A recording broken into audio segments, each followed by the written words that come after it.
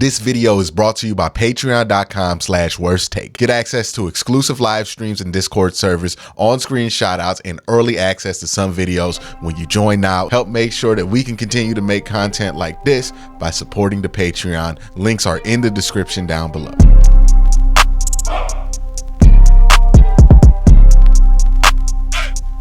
I've been a busy man. The last couple of days. I'm trying to do things to keep my energy up during the off season and, to expand myself. I've been doing the Cavs videos on the Cavs burner. I've been doing the worst take videos, Q and Code with the homie Kobe. And I've also been trying to do daily videos with the Browns. And one of the subjects that's come up is Greg Newsom. And this is an interesting one because it seems like every other month there becomes a player that either fans believe wants to be traded or fans desire to be traded. Sometimes for good reasons, sometimes not. But David Njoku has been one of these dudes. Kareem Hunt was this dude last year. Jed Wills, he gonna have his jersey retired in the Twitter Hall of Fame for as many times as people talked about trading him. Baker Mayfield, Odell Beckham, another Hall of Fame inductee on this list, right? And now I'm saying like in the Twitter thing, but now Greg Newsom. And even Denzel Ward has been on this list, but now it's Greg Newsom. There was some drama about whether Greg Newsom wanted to play here or not. And I think this got confused very quickly because the situation to me from a football standpoint was very obvious what was going on. So obvious that I've never really felt the need to talk about it, but since it's become such a larger thing, I do think that my words here could be useful to the people who watch these videos. And what I felt like was obvious was Greg Newsom agreed to take more snaps in the slot. I don't think Greg Newsom necessarily understood when he decided to take more snaps in the slot that he was going to become a true slot corner, right? And what I mean by that is Greg thought he would be lining up against slot wide receivers in passing plays. What Greg did not expect was for a ton of his snaps to be blitzes or in run coverage. You know what I mean? Like, he did not expect that. I think the way that was communicated to him was poor. And the reason I feel comfortable making that assumption is because the communication in the Cleveland Browns coaching staff in general has been bad. We've talked about this before. Odell not having his role communicated to him. Jarvis Landry not having his role communicated with him. Baker Mayfield having issues with how his roles were communicated with him. Defensively, if I got to explain the amount of times the defense has had communication issues on or off the field, I'd be here forever. That's been the story for the last 3 years. So I feel comfortable knowing that Joe Woods and this staff that was here previous just wasn't really good at communicating these things, probably very vague in how they communicated these things to people who wanted more direct communication, probably didn't communicate the role to Greg Newsom. They probably told it to Greg in a way that he would agree to, but not necessarily in the most transparent way. Now, I don't know about you, but I know with me, if somebody tells me that my job's going to look like this and I get to the job and it looks like something completely different, I'm doing this. I ain't coming. You know what I mean? Like, I ain't got to do that. I ain't going to do that because I feel like, and again, this is just me personally, and I'm literally telling you, I'm projecting my own feelings on how I would feel about this situation to Greg Newsom, not necessarily saying that this is how Greg Newsom feels. I have no idea, but I can only use my experience to talk about this situation. I think that Greg got that same feeling and was very upset with how he feels like he was played. He was played on the field wrong, and he felt like he was played a little bit on the field. This isn't the first time a player has said this about Joe Woods, this defense, or this staff in general. Like, hey, I thought I was going to be doing this. They clearly have to get better at that. So Greg was understandably upset. Do I think Greg Newsom requested a trade at some point? Not formally, no. We would know if he formally requested a trade. But I think it was an understood thing of, hey, y'all lied to me. I feel like y'all lied to me. And what I want y'all to do is find a way to guarantee I'm not going to be put in that situation again, or I want to be in a different situation, right? And I think that was a frustration from last year. But then the Browns fired Joe Woods and much of the other senior leadership in the team. And now I think that relationship's on its way to being healed. Now, is it possible that Greg Newsom will be traded from the Cleveland Browns? Anything's possible in the NFL. Do I think it's very likely? No. And the reason I don't think it's likely is it is no longer in the best interest of Greg Newsom to get traded. And it's not even close to in the best interest of the Cleveland Browns to trade him. Greg Newsom is still a very good corner, but Greg Newsom hasn't had a eye-popping Pro Bowl year yet. So if you're the Browns, trading him right now makes no sense. He still has He's in his third year. He still has 3 controllable years coming up on his contract, on his rookie deal.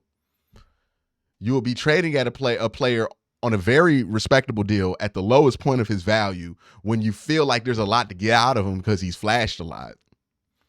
It wouldn't make sense for the Cleveland Browns. You'll be trading him at a loss, and there's no reason to trade him at a loss because he's going to play for you, even if he wants to be traded. So that wouldn't make sense for the Cleveland Browns. It doesn't make sense for Greg Newsom because he hasn't had the type of year as a DB to be able to go to a different team and demand how he gets used. Now, in general, he can say, I want to be in a situation that puts me as an outside corner or an inside corner. But if he wants to guarantee that, he's not that level caliber of player to where he can guarantee how he gets used.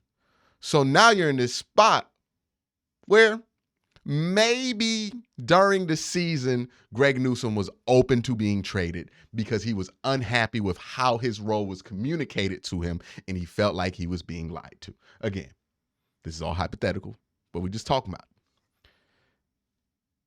So maybe that feeling existed at one point.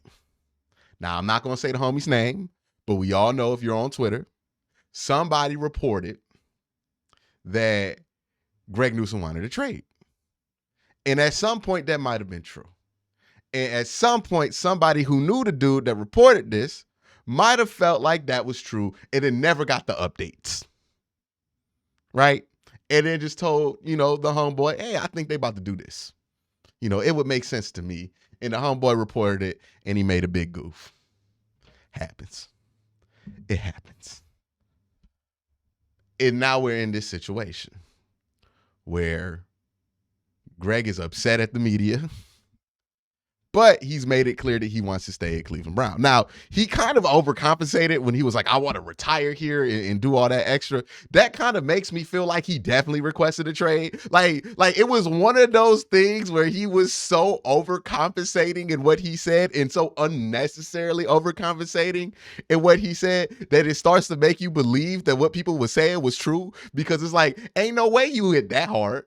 You know what I mean? Like if somebody told you or tried to leak a report out that I hated the city of Cleveland, I would come on here and be like, that's cap. I don't hate the city of Cleveland.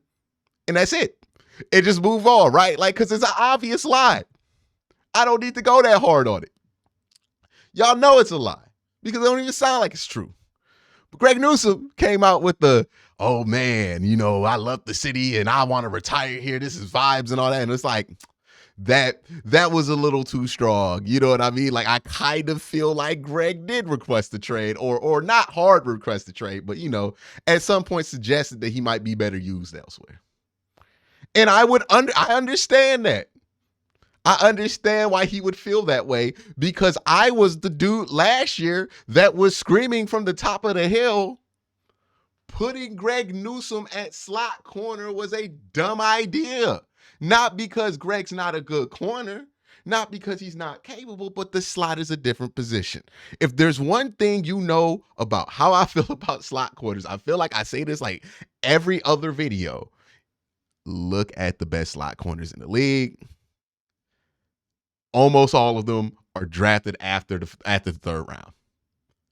There's a reason. It's a different position than corner. It's a more physical position that is required out of a very small body.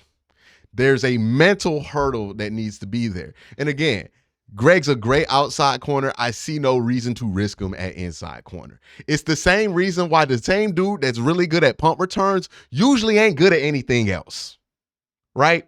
Like, how many punt returners were like great at their position too? Like, Devin Hester was one of the best returners of all time.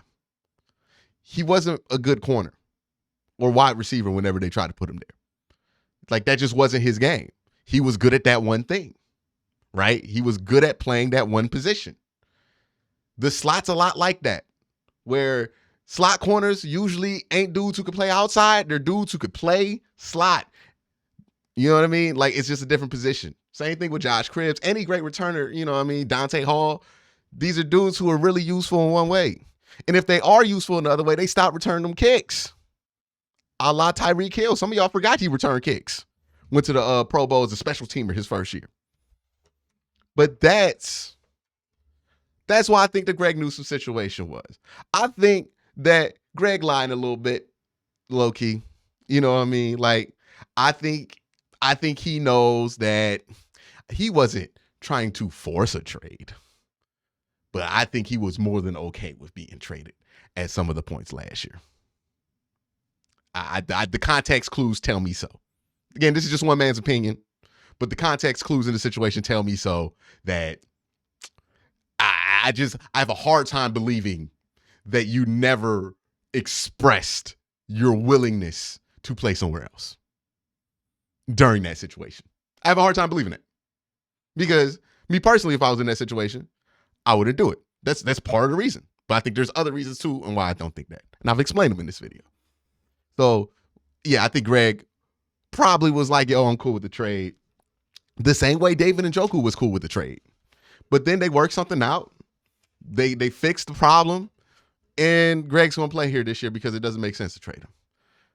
So all that to say, you hear bits and pieces of information on Twitter or through the news and everything else like that.